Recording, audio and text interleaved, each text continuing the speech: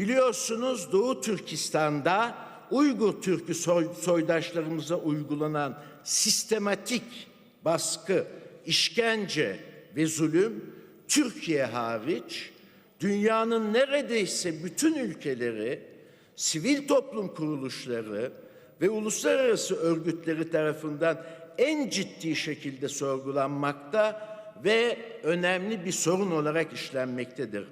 Birleşmiş Milletler raporları Çin diktatörlüğünün kamplarında 1 milyondan fazla Uygur Türk'ü bulunduğunu ortaya koymaktadır. Soydaşlarımız sadece kamplarda değil, günlük hayatlarında da ayrımcılık, baskı ve şiddete maruz kalmaktadır.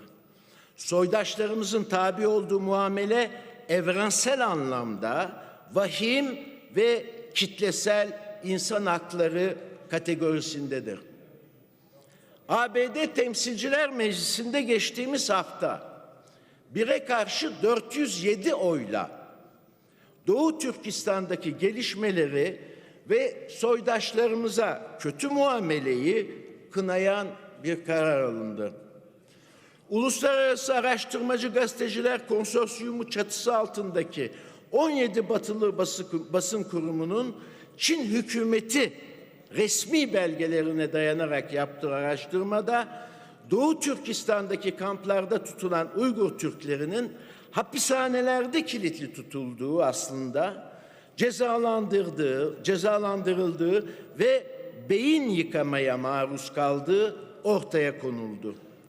Çok sayıda uluslararası örgüt ve devlet yüksek sesle itirazlarını dile getirirken Türkiye'de iktidar maalesef konuyu seslendirmekten dahi geri durmakta, acıklı gelişmelere tepki verememektedir.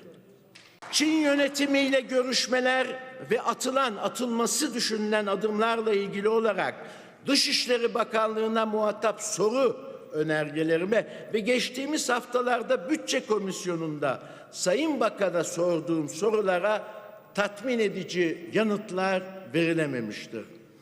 Dışişleri Bakanlığı'nın 2018 faaliyet raporunda Doğu Türkistan bölgesi Sincan Özerk bölgesi olarak anılmakta ve Uygur Türkleri için soydaş kavramı bile kullanılmamaktadır. Hatta Sayın Cumhurbaşkanı Çin ziyaretinde Uygur Türkleri ile ilgili olarak refah içinde ve mutlular ifadelerini kullanmıştır. İslam İşbirliği Teşkilatı'nın Mart 2019 toplantısında yaşanan rezalet de herkesin malumu. Sayın Erdoğan'ın zirve dönem başkanı olduğu teşkilat, Çin Halk Cumhuriyeti'ne Müslüman vatandaşlarına sağladığı hizmetlerden dolayı takdir edebilmiştir.